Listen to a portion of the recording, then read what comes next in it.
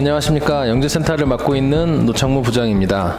9월 새 개강이 시작됨에 따라 부모님들을 모셔 설명회를 개최했어야 하지만 코로나로 인해서 자리를 함께 못해서 온라인으로 설명회를 준비하게 되었습니다. 설명회 시작에 앞서 아이들을 가리키고 있는 각 선생님들이 이번 온라인 설명회에서 아이들의 학업에 도움이 될 수 있는 말을 몇 마디 전하고 싶어서 그 영상을 추가하였습니다. 먼저 선생님들의 학업 도움이 되는 말씀 들어보시고 그 다음에 설명회를 시작하도록 하겠습니다.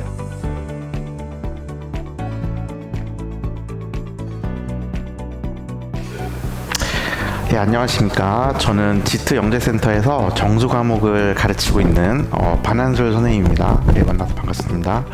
원래는 이제 저희가 직접 만나 뵙고 인사를 드리는 게 맞는데 이제 코로나로 인해 온라인으로 이제 인사를 드리게 된 점 양해 부탁드립니다.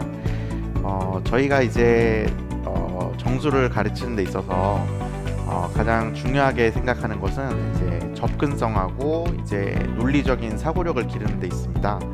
원래 이제 다른 과목들은 이제 학생들이 어렸을 때부터 많이 접하거든요. 이제 뭐 해석이라든지 뭐 기하나 이런 과목은 이제 어렸을 때부터 하고 이제 조합도 이제 경우의 수 같은 걸로 많이 하는데 정수 과목은 이제 사실상 대학교를 가서 그것도 이제 수학과를 가면은 이제 정수론이라는 과목을 배우게 되거든요. 이제 그렇다 보니까 이제 학생들이 아무래도 이제 정수 과목을 좀 어려워하고 낯설어하는 경향이 많아요. 그래서 이제 제가 이제 처음에 중점을 두는 것은 정수도 그렇게 어렵기만 한 과목이 아니라 이제 쉽게 내가 접할 수 있고 생각해낼 수 있고 이런 생각을 심어주려고 노력하고 있고요. 이제 그러면서도 이제 깊이가 얕아지는 걸 이제 막기 위해서 실제로 이제 대학교에서 배울 만한 이론들을 많이 증명해보면서 논리력을 기르고 있습니다.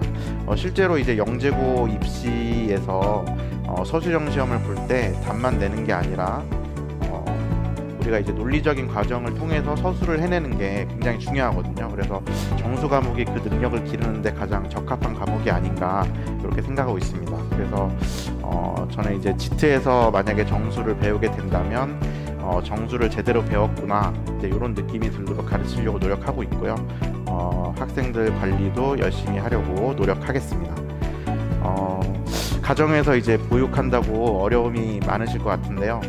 저도 이제 7살 딸을 둔 아빠로서 그 어려움을 굉장히 공감하고 있습니다. 그래서 모두가 이제 어려운 가운데 힘을 합해서 이 어려운 시기를 잘 극복해 나갔으면 좋겠습니다. 네, 감사합니다.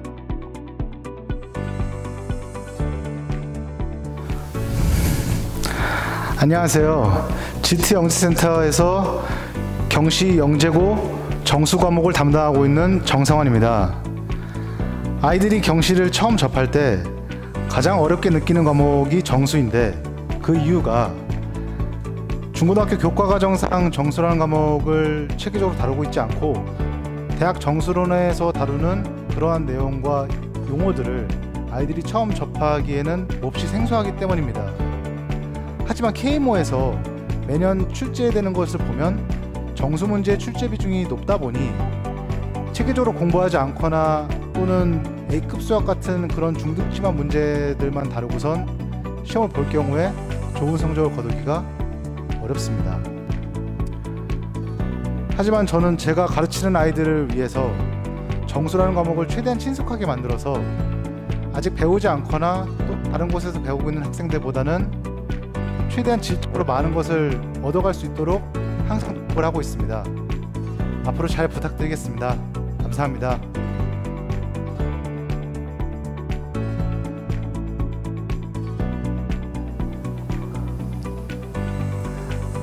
안녕하세요. 지트 영재센터 수학 강사 해석 담당 김수용입니다. 해석 과목은 경시의 내 영역인 정수, 해석, 기하, 조합의 한 영역이기도 하지만 다른 영역의 기초가 되는 그런 중요한 과목입니다. 이렇게 중요한 과목을 어떻게 공부하느냐에 따라서 수학이 어려운 과목으로서의 수학이 될 수도 있을 것이고요. 재미있는 과목으로서의 수학이 될 수도 있을 겁니다. 지트 영재센터에서 해석 과목을 그리고 수학을 공부하게 되면 어려운 과목으로서의 수학이 아니라 재밌는 과목으로서의 수학이 될 수 있을 거라고 생각을 하고요.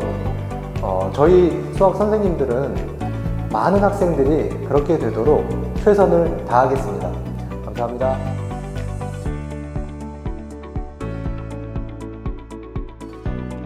안녕하십니까. GT 영재센터에서 해석 과목을 담당하고 있는 안성민 선생입니다. 일단 저는 오늘 저희 예비 영재고반 학생들 어머님들께 간단하게 한 2가지 정도 말씀을 드리려고 지금 자리를 준비를 했는데요. 첫 번째는 제가 담당하는 과목인 해석에 대한 이야기인데, 비단 해석이라는 과목에 대한 이야기라기보다는 영재 입시를 하기 위한 기본 베이스, 저뿐만 아니라 다른 선생님들께서 이번 설명회 과정에 중등심화 과정이 중요하다 이런 말씀을 되게 많이 해주실 거예요. 그런데 저희랑 지금 몇 년째 같이 공부를 한 학생도 있고 이제 들어온 지 얼마 안 된 학생들도 있습니다. 그 학생들이 지금 15살이 되는 동안 저희 GT 중등부나 악어 수학이나 아니면은 기타 다른 학원에서라도 굉장히 많이 다뤄왔었죠. 중등 심하다라고 생각을 하면. 그러니까 이거를 그 많은 시간을 들여서 여기 오기 전에도 많이 했는데 굳이 다시 배워야 되나? 라는 생각들을 하실 수가 있어요. 그죠? 자, 근데 여기서 저희가 말하는 중등 수학이다, 중요하다라고 하는 건 뭐냐면요, 우리 아이들한테 중학교 내신 과정에서 나오는 문제를 아무리 어려운 걸 주더라도 풀지 못할 리는 없다고 저는 생각을 합니다. 그런데 중요한 건 저희가 그냥 이 문제를 풀 수 있는 아이로 만들자가 목표가 아니지 않습니까? 입시가 걸려있죠. 그죠?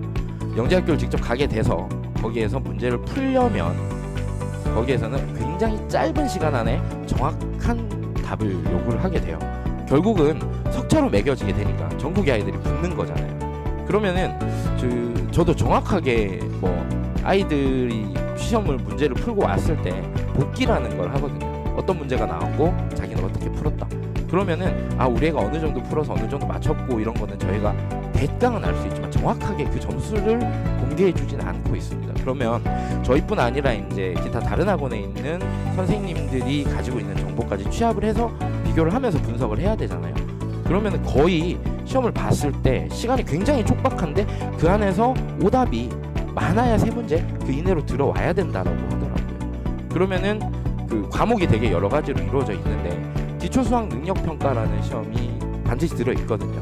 그럼 거기에서는 한 문제 푸는데 거의 딱 답을 내고 검토할 시간까지 내려면 답을 내는데 그 한 문제당 1분 안으로 끊어줘야 돼요. 그러면 지금 아이들이 이미 충분히 중등심화 문제를 풀 수 있는데 빨리 계산하는 건 그런 건 타고나는 분야가 아닌가 라고 생각을 하실 거고요. 보통 그렇게들 많이 생각을 하는데 그게 절대 아닙니다. 훈련을 통해 만들어줄 수 있습니다. 그래서 지금 이제 4번째 해가 돼요. 제가 이 학원에 오고 나서 서울에서 다른 학원에서 제가 이제 강사로서 배움을 받을 때 아이들을 어떻게 직전에 훈련을 시키는 게 중요한가 이런 것들을 더 선배님들에게 배워올 때 어떤 방식으로 훈련을 하는지에 대한 다양한 방식들을 배워왔어요. 그래서 여기에서 적용을 한 게 뭐냐면 아이들이 되게 무서워하는 타임어택이라는 방식이 있습니다. 작년 기준으로요 20분 동안 15문항을 주고 문제를 풀도록 시켜왔었어요. 그러니까 겨울방학이 되면은 좀 학원에 상주하는 기간이 되게 길거든요. 시간이. 그러니까 그때 밥 먹는 시간, 간식 먹는 시간이 도중에 있잖아요. 그런데 3학년 아이들 같은 경우는 그 간식 시간 중에 한 번을 제가 뺏어서 매일매일 중등심화 테스트를 봤어요. 근데 그냥 단순하게 보는 게 아니라 그 짧은 시간 안에 많은 문제를 주고 풀도록 하고 그걸 카운팅을 했습니다. 몇 개를 봤는지. 방학이 시작을 할 때 1, 2, 3회 정도까지는 15문제 중에 학생들이 보통 많이 맞아야 한 7문제, 6문제 이렇게 밖에 못 맞춰요. 물론 이제 잘하는 애들도 한둘이 있긴 하지만 평균을 내보면은 5문제 밑으로 나온다고 알 수 있거든요. 그런데 이게 거의 그 정도 난이도인 문제들을 단원을 여러 가지 섞어가면서 계속해서 진행을 하게 되면 2달 정도의 겨울방학이 지나고 나서 한 3월 정도 됐을 때는 평균이 10개 이상으로 올라오는 걸 볼 수 있습니다. 그래서 실제로도 좀 약간 경시성 문제나 이런 걸 자기가 이제 입상을 못했다 아니면은 경시 공부를 시작한 지가 많이 안 돼서 어려운 문제를 푸는데 되게 좀 두려움이 있다 이런 학생들한테도 중등심화를 푸는데 매사에 뭐 A급 수학을 산다, 블랙라벨을 산다, 그걸 집에서 푼다라고 할 때도 엄청 짧은 시간 안에 풀라고들 얘기를 하고요. 한 페이지 단위 혹은 한 문제 단위로 스톱워치로 끊어가면서 기록을 하면서 문제를 풀라고 제가 지도를 하고 있습니다. 그러면 실제로 아이들이 굉장히 단시간 안에 성장하는 걸 볼 수 있고요. 또한 뭐 지금 해야 될 것들이 학원에서 엄청나게 많거든요. 그리고 3학년들은 무엇보다 과학 과목이 엄청 중요해요. 본인들이 이때까지 배워왔지만 수학도 마찬가지겠지만 까먹었던 이론들 있잖아요. 이런 것들을 정립하는데 시간이 너무 없거든요. 그런데 거기다가 너는 중등심화가 지금 중요하니까 이걸 시간을 따로 빼서 하거라 라고 말하는 거는 사실 불가능에 가깝죠. 그렇기 때문에 저는 매일매일 짧은 시간 안에 집중해서 그걸 훈련할 수 있는 코스를 만들어서 아이들이 좀 모두가 비슷하게 성장할 수 있도록 노력을 하고 있습니다. 그게 이제 저희 학원의 가장 큰 특징이다 라고 말씀을 드릴 수 있을 것 같아요. 자, 두 번째로 말씀을 드리고 싶은 거는요, 관리 부분입니다. 저는 이제 해석 과목을 담당을 하고 있으면서 지금 3년째 김용춘 선생님과 그리고 우리 노창무 부장님을 도와서 3학년 그러니까 입시반 학생들의 생활 지도 관리 담당을 하고 있습니다. 딱히 그럴 건 없고요. 뭐 아이들이 다들 집에서 말씀들 많이 하셨겠지만 굉장히 저를 좀 무서워하거든요. 근데 저가 할 수 있는 거는 다른 게 아니라 같이 뛰어다니는 거예요. 아이들이 아무리 뭐 나쁜 아이들이 없습니다. 우리 아이들 다들 너무 착하고 열심히 하거든요. 그런데 이 공부 과정이 어른들도 버티기 힘든 만큼 굉장히 진짜 좀 가혹해요. 그리고 방학 때가 되면 지금 이 상황이 끝나봐야 알겠지만 끝이 나야겠죠. 그러고 나면 아침 일찍부터 방학 때 학원을 나와서 밤 늦게까지 굉장히 긴 시간 상주를 해야 되고요. 그럼 그 동안 앉아 있다 보면 뭐 선생님들이 한 명 한 명 붙어서 계속해서 할 수 있는 게 아니잖아요. 수업이나 또 뭐 그 자기개발 시간이 계속해서 학원 안에서 있을 건데, 그러면은 그때 약간 뭔가 피곤하고 집중이 안 되고 그럴 때는 굉장히 많이 풀어진단 말이죠. 그러면 하루 정도 그냥 누구한테 이제 터치 안 받은 상태로 약간 열심히 안 했다라고 하면은 그 정서가 그 다음 날도 가고 또 그 다음 날도 가고, 그래서 수시로 계속해서 아이들이 집중할 수 있도록 땡겨줘야 된다라고 저는 생각을 하거든요. 그래서 뭐 대표적으로는 이제 아침 일찍 학원을 부르게 되는데요. 학원에서 몇 시다 이렇게 정해주고 나면 저는 이제 대충 그 시간에 따라서 아침에 아이들이 언제 등원을 하고 어떤 상태로 등원을 하고 또한 건강 상태 체크 같은 걸 제가 해왔었습니다. 또한 이제 저랑 저희 선생님들이 도와주셔서 하고 있었는데요. 어머님들한테도 이게 일하시는 부모님들이 되게 많으시잖아요. 그래서 이제 정확하게 몇 시 몇 분에 들어왔다 이런 것도 체크를 해서 어머님들께 문자를 보내드린 적도 있었고요. 또 애가 이제 오전에 공부를 하는데 좀 태도나 아니면은 그 체력적으로 되게 힘들어 보인다 이런 부분이 있을 때도 제가 체크를 하면 바로바로 이제 집에서도 좀 어떻게 조치를 해달라 이렇게 연락을 많이 드리고 있으니까요. 그건 좀 믿고 맡겨 주셔도 된다고 생각합니다. 그리고 이게 아주 기본적인 건데 어머님들께서 먹는 문제에 대해서 걱정들을 되게 많이 하세요. 그래서 아직 이제 겨울 방학 때 있을 일이라 지금부터 뭐 말씀드릴 문제는 아닌데, 작년에는 제가 어떻게 했었냐면 그 도시락 업체에다가 이제 주문을 받아서 급식처럼 이제 받아서 애들 먹이기도 했고요. 또한 이제 집에서 도시락을 싸오는 게 가능하신 집에서는 도시락을 2통씩 싸주셨어요. 점심 먹을 거나 저녁 먹을 거. 또한 지금 이 사태가 벌어지면서 학원에 이제 아이들이 마스크를 쓰고 온 이후에도 건물 밖으로 출입을 금지를 했었는데, 저는 그게 아니더라도 3학년 학생들 같은 경우는 방학 때 건물 밖으로 출입을 금지를 시키고 있습니다. 그래서 아이들이 너무 답답한데 간식 시간에라도 좀 밖에 나가서 뭐 분식을 사 먹는다거나 조금 더 맛있는 음식을 사 먹는 것도 학원 오는 재미가 아닌가, 이런 건 좀 안 막았으면 좋겠다, 그런 부모님들도 분명히 매년 계셨어요. 그런데 저는 생각이 어떠냐면 흐트러짐이 없어야 된다고 생각을 합니다. 정말 흐트러지지 않는 상태로 본인이 가진 것 모든 걸 내걸면서 공부하는 우리 아이들의 경쟁자들이 전국에 수도 없이 많이 있습니다. 그런데 뭐 제가 좀 편하자고 애들 웃게 해주면 저도 마음이 편하죠. 그러자고 이제 신시에 나가서 그냥 먹고 싶은 거 사 먹고 쉬어라 라고 하면 그 붕 뜨는 시간이 되게 길게 가거든요. 그 시간도 아까울 수밖에 없는 거죠. 그래서 향후로도 우리 아이들한테도 조금은 좀 힘들도록 통제를 할 예정입니다. 뭐 3학년 친구들한테 입시가 얼마 안 남았는데 쉬는 시간에 나가서 군것질할 시간이 어딨어? 라고 얘기를 하더라고요. 그러니까 방학 전에라도 쉬는 시간에 아이들이 그래도 좀 먹는 거 이런 거 중요하잖아요. 건강 때문에. 집에서 따로 챙겨 주셨으면 좋겠어요. 이렇게 뭐 자그마한 간식 박스나 이런 데다 해서 니네가 학원에서 이런 거 챙겨 먹고, 또한 중요한 게 이제 양치질 세트 같은 것도 좀 챙겨 주셔서 간식 먹은 다음에 꼭 양치하고 손 닦고 이런 거를 좀 잘 지켜서 건강을 유지하면서도 공부에 집중할 수 있도록 도와주시는, 좀 힘드시겠지만 부모님들께서 좀 도와주셔야 저도 아이들을 관리하는데 조금 더 믿음을 드릴 수 있을 것 같습니다. 자, 말이 길었는데요. 기대가 됩니다. 일단 불안함도 있고요. 지금 우리 아이들이 성장세가 좀 빠른 아이도 있었고 늦은 아이들도 있었는데 매년 그런 것 같아요. 아이들이 가지고 있는 특성들이 다르거든요. 근데 지금 이제 예비 중3 아이들을 보면 특성이라 하면 굉장히 좀 유순하게 잘 따라온다라는 게 특징일 것 같아요.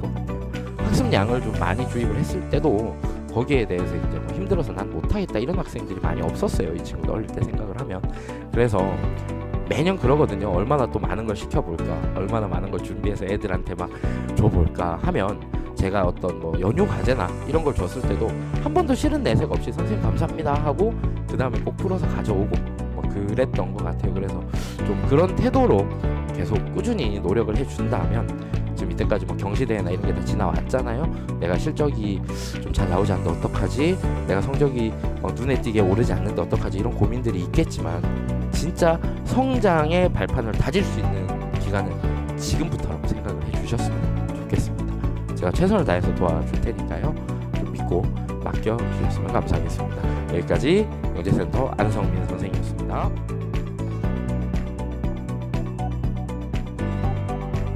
안녕하세요. 저는 GT 영재센터 수학과 경시기하 담당 안치환 쌤입니다. 경시기하는 사실 중등기하의 심화된 것 같고요. 중등기하를 충분히 공부를 했다면, 열심히 공부했다면 경시기하 공부하는데 뭐 그다지 어려움 없을 겁니다. 경시 이론도 대부분 중등 과정에서 배웠던 이론을 이용해서 증명하게 되고요. 단지 이제 경시기하의 가장 특징은 문제를 읽고 그 조건에 맞게끔 작반하는 데부터 출발한다는 게 가장 차이가 되거든요. 그래서 경시기하 공부할 때는 자화 한 번씩만 잘 준비해서 글을 읽고 열심히 따라오면 됩니다. 이상입니다. 고맙습니다.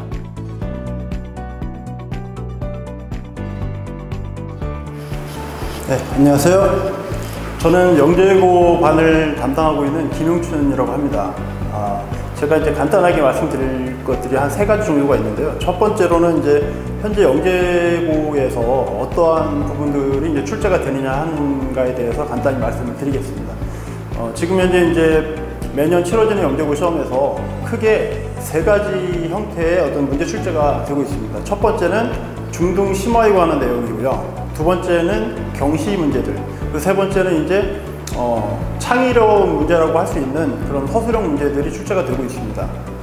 각 학교별로 이러한 3가지 형태의 문제들이 어떤 경향으로 출제가 되어 있는지 말씀을 드리자면, 우선 서울 영재고와 그리고 경기 영재고 같은 경우에는 경시성 문제와 그리고 창의력 문제, 크게 그 2가지 형태의 문제들이 많이 출제가 되고 있습니다. 약간 학교마다 이제 조금 더 이제 자세하게 나눠지는 부분들이 있는데, 그것까지 뭐 자세하게 다 말씀드리긴 그럴 것 같고요. 시간상으로도 그럴 것 같고, 다만 이제 난이도로 보자면은 서울이 경기보다 상당히 높은 수준의 난이도가 출제된다고 보시면 되고요. 그리고 나머지 이제 대전, 대구, 한국, 그런 학교들 같은 경우에는 중등심화와 경시와 그 다음에 이제 창의 문제, 서술형 문제가 다 골고루 출제가 되는 그런 상황이고요. 그리고 광주, 그 다음에 이제 예술 영재고에 해당하는 그런 3개 학교들은 아무래도 이제 중등심화 문제들, 그리고 거기에 플러스 돼서 이제 서술형 창의 문제들, 이렇게 구분을 할 수가 있을 것 같습니다. 그러니까 지금 아이들이 지금 정도면 각자가 어느 학교를 지원을 희망하고 있는지 그런 것들은 다 가지고 있을 거라고 생각이 됩니다. 그래서 본인이 가고자 하는 학교가 확실하다면 그 학교에 대한 대비가 충분히 돼야 될 것 같고요. 저희 같은 경우는 이제 수학과가 이제 9월부터 12월까지는 예년과 다르게 지금 이제 KMO가 워낙 늦게 끝났기 때문에 학과별로 약간의 좀 차등은 있습니다. 현재 조합 과목과 정수 과목 같은 경우에는 12월까지 그 해당 영역에 대한 그런 이론들을 이제 심화해서 다루게 되고요. 그리고 해석이라든지 기하 같은 경우에는 그 기간 동안에 중등 심화를 포함한 실전형 영재고 대비 문제들을 다루게 될 예정입니다. 그리고 나면은 이제 12월 이후부터는 이제 실전적으로 그 영재고 입시에 대비한 그런 문제들 위주로 이제 파이널 기간이 돼서 이제 진행이 될 계획입니다. 간혹 보면 이제 학부모님들 중에서는 창의적인 사고방식이 필요한데 왜 뭐 경시 이론이라든가 이런 거를 주입을 하느냐, 그런 게 주입되다 보니까 창의성이 떨어진다 이런 말씀을 하시는 부모님들도 계세요. 근데 그거는 상당히 좀 잘못된 그 생각이라는 것 같습니다. 왜냐하면 뭐 모든 뭐 운동 종목이라든지 뭐 어떠한 것이라도 가장 기본적인 어떤 그 자세, 기본적인 것들이 중요한데, 말하자면은 이제 창의력이라는 것 자체가 뭐 예를 들어서 세상과 동떨어져 있던 뭐 늑대 소년이 갑자기 나타나가지고 천재 소년이 될 수 없는 거랑 마찬가지 이치라고 생각하시면 될 것 같습니다. 경시 공부를 이제 통해서 이론적인 발판을 마련하고 거기에 대해서 깊이 있는 어떤 학문을 연구를 하고 공부를 하다 보면 그 수학적인 그 지식 능력이 많이 활성화가 되고, 또 거기에 따라서 수많은 또 문제들을 접하면서 문제를 풀 때 어떻게 접근해야겠다라는 그런 그 효과가 있습니다. 그걸 이제 깨닫게 되는 순간 아이들의 이제 실력도 점점 올라가게 되는 거고요. 그래서 경시 이론은 거의 모든 학원들이 12월까지는 어느 정도 다 다루고 그 이후에 이제 창의적인 영재고 대비 문제로 진행하는 그런 상황입니다. 자, 그러면 그 다음으로 드릴 말씀이 우리 아이가 좀 어떻게 공부를 해야 되느냐, 어떻게 공부를 해야 되느냐. 첫 번째로는 중등 심화가 누수가 없어야 됩니다. 저희가 이제 2학년 2학기가 되면은 이제 내신을 뭐 보지 않는 학교들이 이번에 중간고사 같은 경우는 많이 있는데, 기말 같은 경우는 모든 학교들이 다 보게 될 것이고, 그리고 그 기말의 범위가 꽤 넓다 보니까 그것을 미리미리 준비를 잘 해놓는 게 중요합니다. 준비를 하되 아무리 우리 학교는 난이도가 쉬운 문제가 나와 이렇게 생각해서 쉽게 가는 게 아니라 영재고를 대비해서 A급 수준 이상의 그런 중등 심화 문제들을 다루는 쪽으로 그렇게 중등 심화를 적어도 중2학년 이후 중2, 중3 정도는 중등 심화가 확실히 다져줘야 된다라고 말씀을 드릴 수 있고요. 그 다음에는 저희가 그 경시를 이제 계속 진행을 해 왔는데도 불구하고 워낙 이제 난이도 자체도 어렵고 또 공부한 기간도 이제 길다 보니까 본인이 좀 약한 부분들이 있습니다. 그래서 각 영역별로 본인이 약한 부분들을 본인이 누구보다 잘 알 것이기 때문에 거기에 대해서 뭐 쉽게 말해서 구멍이 나 있다 그러면 그 부분을 메꾸려고 하는 노력을 해야 됩니다. 그래서 본인이 먼저 그거를 찾아내고 그 다음에 경우에 따라서는 선생님들한테 그 도움을 요청해서 같이 고민을 할 수 있도록 그렇게 해 나가면 될 것 같고요. 지금 이제 영재고 입시를 매년 진행하다 보면 아이들이 처음과 다르게 뒤로 갈수록 긴장감이 좀 풀어지는 경우들이 종종 있습니다. 근데 그런 경우에 좋은 결과를 내기가 많이 힘들기 때문에 아이들이 일단 초심을 잃지 않도록 좀 많이 격려 부탁드리고요. 한간에 이제 파이널이 되면은 한간에 뭐 떠도는 그런 소문들 같은 것도 많이 있고 거기에 대해서 이제 고민을 더 깊게 깊이 하시는 학부모님도 계신데 그런 유언비어 같은 거는 크게 신경 안 쓰셔도 될 것 같고요. 학원을 좀 믿고 맡겨주시면 저희가 최대한 열심히 노력해서 좋은 결과를 낼 수 있도록 진행을 하겠습니다. 일단 오늘 드릴 말씀 여기까지 하고 나중에 대면해서 설명의 말씀 드릴 수 있는 날을 기대를 해보겠습니다. 감사합니다. 안녕하세요. 지트 영재센터 물리강사 강신홍입니다. 원래대로라면 어머니들 모시고 간담회든 설명회든 저희가 직접 얼굴을 뵙고 인사를 드렸어야 되는데 현재 코로나 때문에 저희가 아이들 얼굴도 못 보고 있는 터라 이렇게 영상으로나마 대신 인사를 드리게 됐습니다. 저는 제 담당 과목인 물리에 대해서 간략하게 두 가지로 나눠서 설명을 드릴 건데요. 그 두 가지 특징 중에 첫 번째는 아이들이 가장 어려워하는 그런 과목이다 라고 생각되는 점과, 두 번째로 그럼에도 불구하고 영재고나 과고에서 워낙 기출이 많이 돼서 포기할 수는 없는 그런 좀 애물단지 같은 과목이다 라는 점입니다. 일단 아이들이 물리를 어려워하는 이유는 생각보다 간단한데요. 다른 화학, 생물, 지구과학에 비해서 어느 정도 분명히 시간을 투자하고 공부를 했는데 그만큼 성적 향상이 보이지 않고 보통은 제자리로 보이는 경우가 굉장히 많기 때문입니다. 왜 이런 상황이 생기냐면, 물리라는 과목은 어떠한 소단원 하나만 잘한다고 문제가 해결이 되는 게 아니라 다른 단원과도 이제 통합적인 연계성이 굉장히 강조되는 과목이다 보니까 한 단원은 잘하고 한 단원은 못하고 했을 경우에 성적이 잘 나오지 않아요. 그래서 어느 정도 내공이 쌓일 때까지 시간을 두고 꾸준히 공부를 해서 어느 정도 빈 공간 없이 조금씩 채워나가면 성적이 어느 시점부터 갑자기 폭발적으로 증가하게 되는 또 그런 과목이기도 합니다.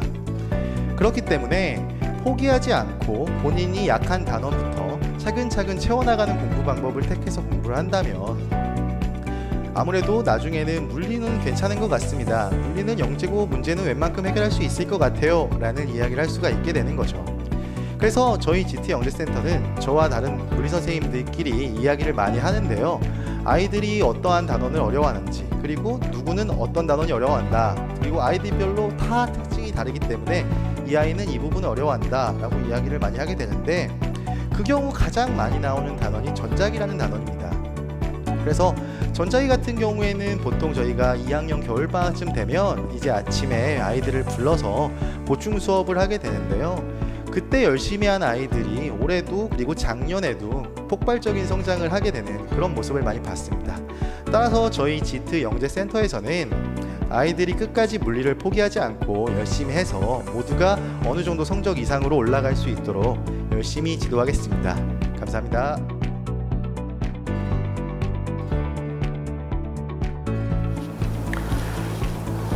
안녕하세요. GT 영재센터 화학 강사 정용현입니다. 이제 드디어 아이들이 영재반이 되었습니다. 영재고를 가기 위해서 이제 입시를 준비하게 될 건데, 영재고 화학 문제는 처음 보면은 굉장히 어려울 수 있어요. 그러니까 화학 문제를 지금까지 풀었던 아이들이 풀었던 문제는 올림피아드 형태의 문제를 많이 풀어왔거든요. 올림피아드 형태의 문제는 되게 짧은 시간 동안 많은 문제를 해결해야 되기 때문에 직관적으로 답을 찾을 수 있는 문제들이 굉장히 많이 출제가 되었었습니다. 아이들도 그런 문제를 연습을 시켜왔었고 그런 문제가 익숙해졌기 때문에 영재고 화학 문제를 보면 처음에는 굉장히 당황을 하게 될 수가 있어요. 왜냐면은 영재고 화학 문제는 넓은 범위에 있는 이론들을 조금씩 꺼내와가지고 하나의 문제를 만드는 경우가 많거든요.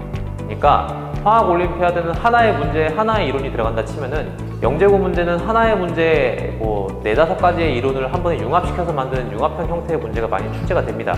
그러다 보니까 그런 걸 연습하지 않은 아이들 같은 경우에는 처음 봤을 때 굉장히 어려워할 수가 있어요. 그런데 화학은 올림피아드에서 배웠던 이론보다 새로운 이론이 없습니다. 훨씬 더 좁은 범위의 이론밖에 나오지가 않기 때문에 어떻게든 시간이 지나서 아이들이 연습만 좀 된다면 해결할 수 있을 거라 생각을 해요. 중요한 거는 아이들이 얼마나 그 기초 이론을 단단하게 공부를 했는가, 얼마나 그 기초 이론을 좀 꼼꼼하게 공부를 해가지고 본인 것으로 만들고 있고, 그리고 꼼꼼하게 본인 것으로 만들어 놓은 이론들을 적재적소에서 잘 활용할 수 있는지가 중요한 시험이라고 생각을 합니다. 결국에 연습 문제예요. 아이들이 얼마나 이 문제를 연습을 많이 했는가. 그렇기 때문에 화학 공부는 솔직히 물리나 수학만큼 많이 하지 않으셔도 괜찮습니다. 어떻게든 돼요. 시간이 지나면은 시간이 해결해 줄 수 있습니다. 거의 학원에서 하는 것들 열심히 하고 본인이 가끔 공부 이렇게 복습만 조금만 해준다면은 화학 문제는 모든 아이들이 다 어렵지 않게 해결할 수 있을 거라 생각을 하니까 너무 걱정하지 마시고 수학, 물리 공부 많이 시켜주시기 바랍니다. 감사합니다.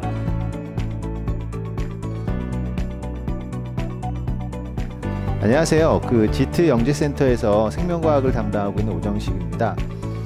영재 입시를 위해서 생명과학을 공부할 때는 일반적으로 어떤 부분은 좀 중요하다, 어떤 부분은 좀 덜 중요하다, 이런 부분은 좀 없는 것 같아요. 지금까지 이제 최근의 기출경향 같은 경우를 보면은 전 부분에서 골고루 출제가 되고 있고요. 물론 뭐 3학년 범위 같은 경우는 아무래도 입시가 봄철이다 보니까 3학년 부분은 살짝 좀 덜 나오는 부분은 좀 있는 것 같아요. 하지만 1학년 부분이라든지 1학년 부분, 2학년 부분 이런 부분들도 골고루 출제가 되고 있기 때문에 제가 가장 많이 받는 질문 중에 하나가 어디가 중요하냐, 어디가 좀 더 출제 비율이 높으냐 이런 질문이 많이 있는데 꼭 어디만 공부를 하겠다라고 생각하지 마시고 골고루 전범위를 꾸준히 잘 공부를 하면 좋을 것 같습니다. 그리고 출제가 많이 됐던 부분이라든지 그런 부분들은 제가 이제 수업을 하면서 이 부분은 다른 부분보다 더 중요한 부분이다 라고 수업 시간에 말을 해줄 거기 때문에 어떤 부분 그런 부분들을 수업을 들으면서 좀 해결을 할 수 있을 것 같습니다.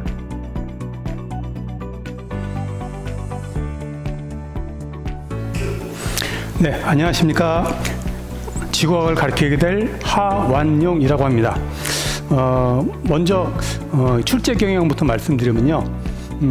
최근 들어서 골고루 좀 출제되는 경향이 있는데 지학 같은 경우는 크게 4파트로 되어 있습니다. 그래서 직권, 기권, 수권, 천체 이렇게 4파트로 되어 있는데 한 5년 전만 해도 천체 파트가 좀 많이 나왔었는데 최근 한 3년 전부터 직권부터 천체 사이에 골고루 출제되는 경향이 있고요. 그 다음에 문제는 소문항까지 포함하면 한 10문제에서 18문제 사이 그 정도로 보시면 되겠습니다. 그 다음에 수업 내용 부분을 한번 말씀드리면은 그 영재고교 시험 문제가 중학교 심화 부분만 나온다고 생각하시는데 약간은 지학 같은 경우는 약간은 고등부 선행도 어느 정도 알아야지 풀 수 있는 문제가 좀 출제되는 경향이 보이고 있어요. 제가 볼 때는 그래서 저희가 가르칠 때도 중등부 심화 부분과 그다음에 고1 약간 필요하면은 고2 과정까지도 폭 넓혀서 수업을 진행하고 있습니다. 앞으로 아이들을 갖다가 성적이 많이 향상될 수 있도록 잘 지도하도록 하겠습니다. 감사합니다.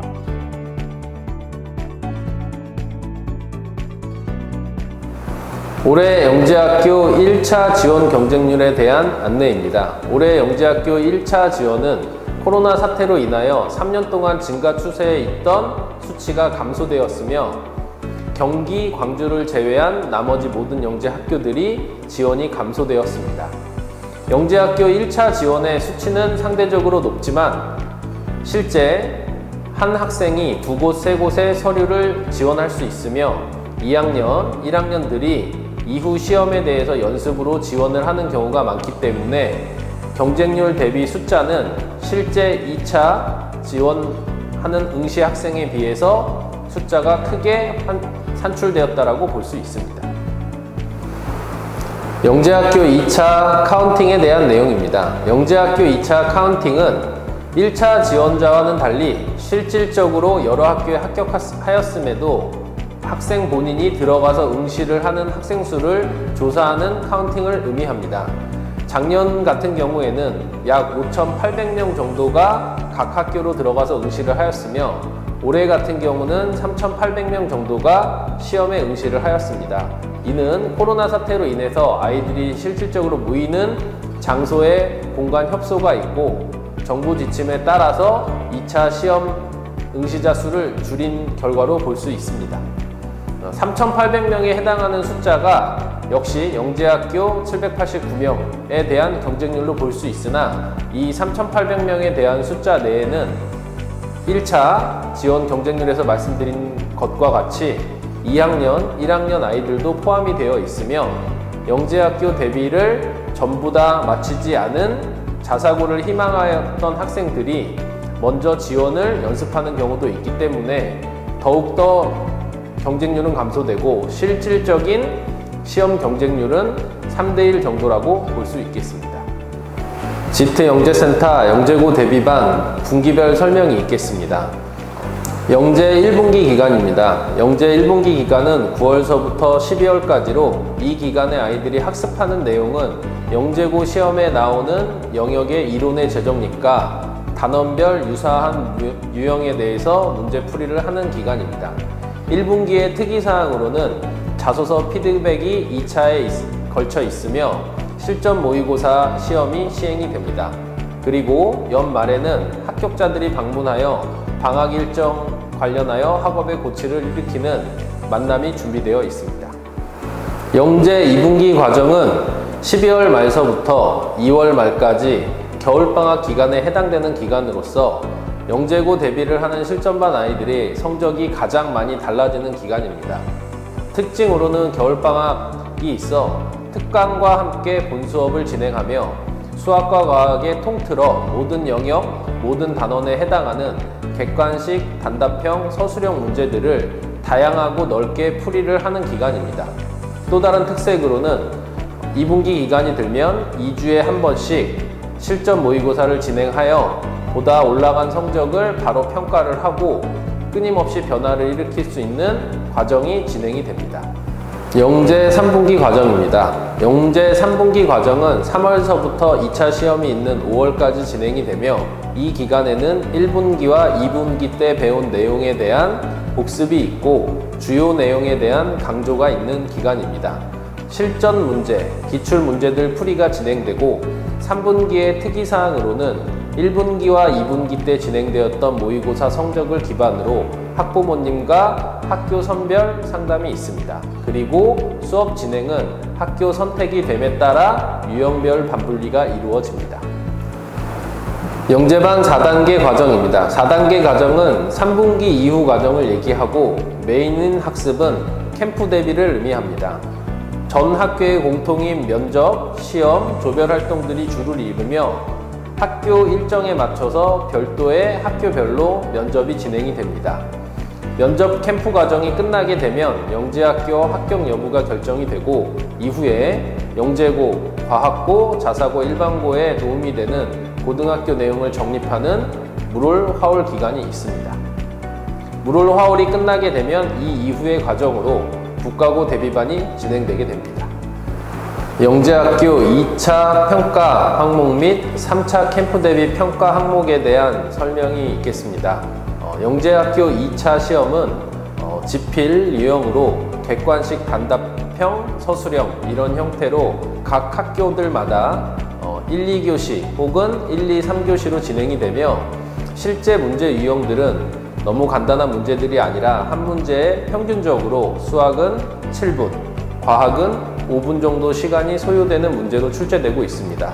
난이도 부분은 중등 심화라고 흔히 말하는 문제들이 나오고 있으며 생각보다 빠른 연산과 전체적인 개념을 이해해야만 연계성 있는 풀이가 가능한 시험입니다.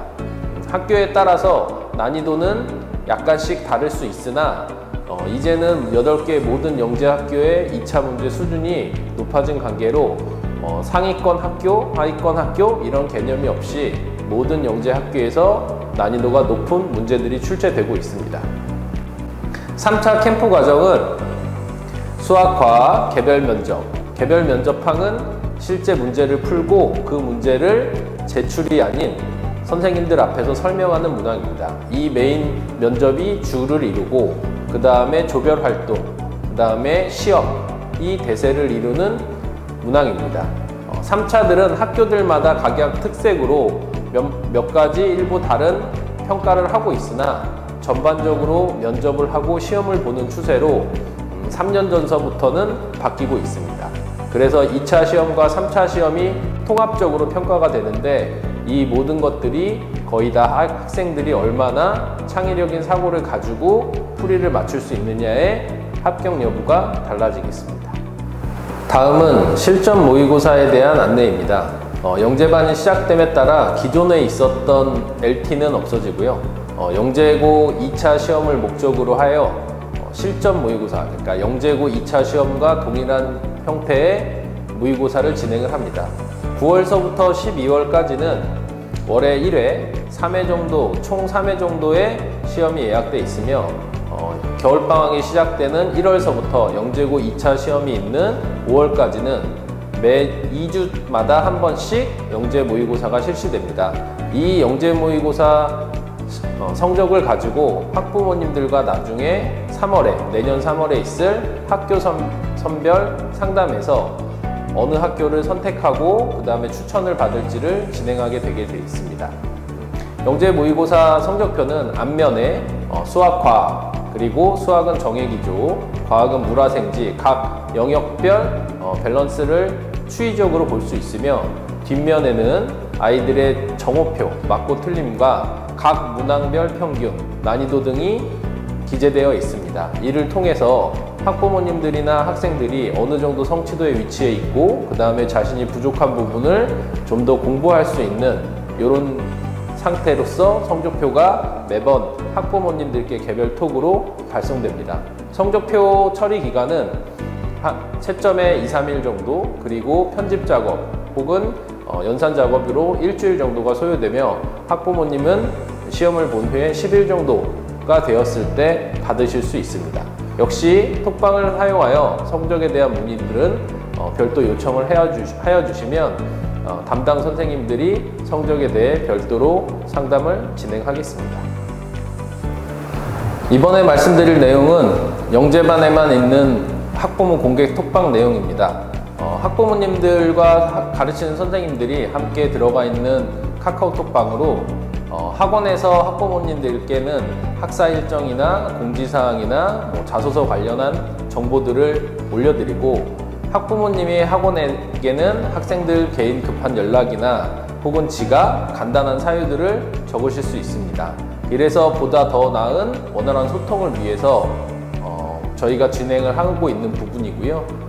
나오는 화면과 같이 아이들이나 학부모님들이 간략하게 전달을 해주시면 선생님들이 그에 답변에 응답하는 상담을 별도로 전해드리고 있습니다. 지금까지 세분기 영재대비반 프로그램에 대해서 말씀드렸습니다. 어서 빨리 코로나 사태가 끝나고 아이들을 형광으로 볼 수 있는 날이 왔으면 좋겠습니다. 시청해 주셔서 감사합니다.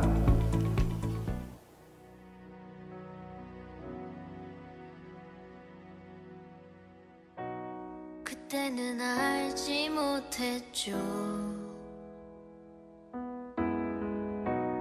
우리가 무얼 누리는지. 거길 걷고 친구를 만나고 손을 잡고 껴안아주던 것, 우리에게 너무 당연한 것들. 처음엔 쉽게 여겼죠. 금세 또 지나갈 거라고. 봄이 오고 하늘 빛나고 꽃이 피고 바람 살랑이면은 우린 다시 돌아갈 수 있다고.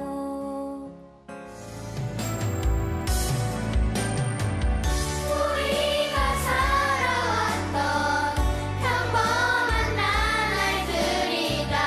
얼마나 소중한지 알아버렸죠.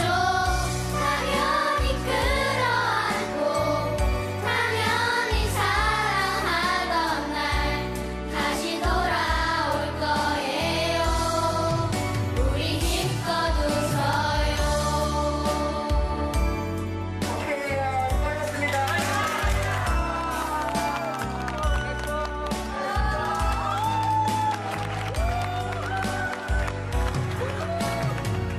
당연히 끌어안고 당연히 사랑하던 날 다시 돌아올 거예요. 우리 힘껏 웃어요.